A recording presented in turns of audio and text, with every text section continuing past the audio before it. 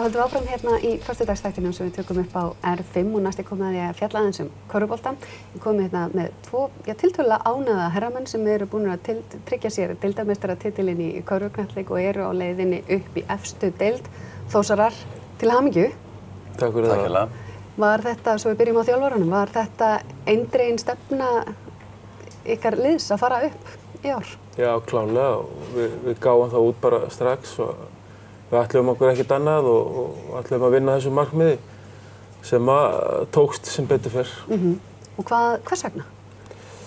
Við teljum bara að Þór eiga lið í efstu deild. Þetta bæjarfélag á að vera með lið í fremstu röð. Þetta er bara flott og mikið bæjarfélag sem á ekki heima í næstu efstu deild. Á hana nú? Já. En hvað með styrkleikana? Hverjir eru styrkleikar liðsins núna sem gera þetta að verkum? Hvað small saman? Var þetta stemming? Var þetta einstaka leikmenn? Já, við náttúrulega erum með góða leikmenn og það segir sig sjálft og við vorum svona, tók smá tíma að ná þessari samheldni og þessu kemistri sem þarf að vera.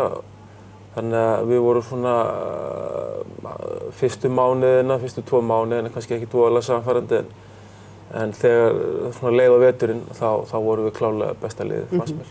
Hvernig er stemmingin búin að vera í kringum boltann? Er fótbolti og handbolti, er alltaf einhver rígur þar og afbrýðisemi á milli að það sé?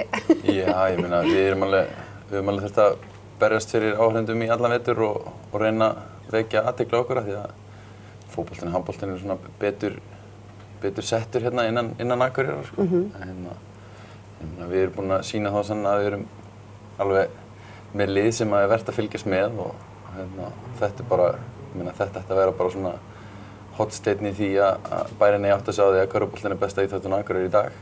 Hana nú?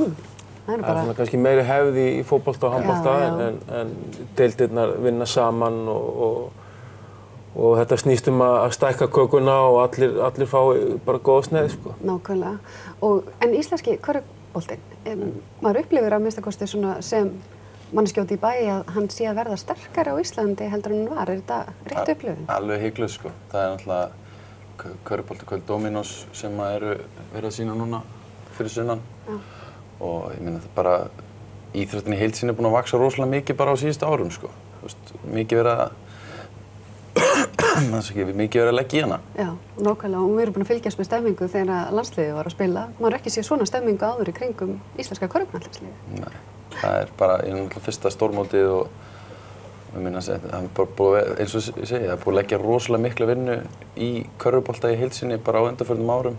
Yngri landslið, flottir árgangar að koma upp sem eru að spila í útlöndum. Það er alltaf að vekja athygli og körfubolti bara að stækka. Nákvæmlega. En það er þessi leikur í kvöld, föstudagskvöld, klukkan 20. 8. Já, og er þetta ekki svolítið spurningum bara að mæta og njóta en það er alltaf svolítið, þið eru að taka á móti Skagamönnum. Þó þið séu búin að tryggja ykkur bikarinn, það er ekkert rosalega gaman að fara að lyfta honum ef þið klúðrið þessu. Nei. Það er svona væntanlega verður aðeins öðruvísi og kannski ekki eins gaman. Þess vegna leggjum við gríðarlega áherslu að vinna þennan leik í kvöld og þannig að þetta verður nú fullkomið kvöld. Já, nákvæmlega. En Skagamenn, sterkir? Já, þeir eru nefnilega, þetta er svona kannski það lið sem er búið að vera næstbest í seinni umferðinni eftir áramót með okkur og þannig að við getum sagt að svona 2 bestu liðin 2016 sé að mætast í kvöld. Þannig að það er, en þið lyftið honum samt. Það er tími til að fagna núna. Já, Þröstur ætlar að lyfta honum í kvöld og... Búin að æfa, ertu búin að taka pósitan fyrir frá spegilinn? Nei, nógu tími til, en ég held ég hef aldrei gert þetta áður. Nei, lyft til?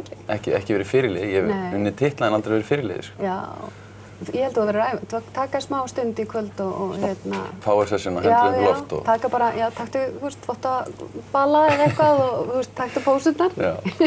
Gera þetta með stælgringu. Já, það verður ekkert, gerðu eitthvað svona öðruvísi. Það gerir allir hérna eitthvað og gerðu eitthvað svona nýtt, manna þig. Ég skal finna bækur. Það er snill, en næstu vetur svona lokum, hver er stefnan þar? Þið ætla ekki að detta beint aftur niður eins og sum knattspyrnulið, ónefnd. Nei, það er eitt að fara upp en svo er annað að fara upp og halda sér uppi. Það er næsta verkefni og við erum nú alltaf svo brattir hérna að við setjum stefnuna bara strax úrslitakeppni þar og maður verður allavega að hugsa hátt og vinna eftir þeim markmiðum og svo bara kemur í ljós. Hvernig er staðan á leikmönnum? Verða allir áfram? Verður þú áfram? Það verða flestir áfram en það er alltaf einhverjar breytingar. Einn er allavega að fara suður og svo framvegis þannig að við skoðum það svona bara eftir tímabilið. En þú sjálfur? Ég er hérna með samning eitthvað áfram, þannig að ef aðilar komast að samkomulagi að halda því samstæðu áfram, þá reikna ég með að vera áfram. Já, snillt. Heyrðu bara áfram Þórsarar. Ég segi þetta ekki oft, en í kvöld. Já. Takk fyrir spjallið og við höldum áfram í föstudagsþættinum eftir augnablik.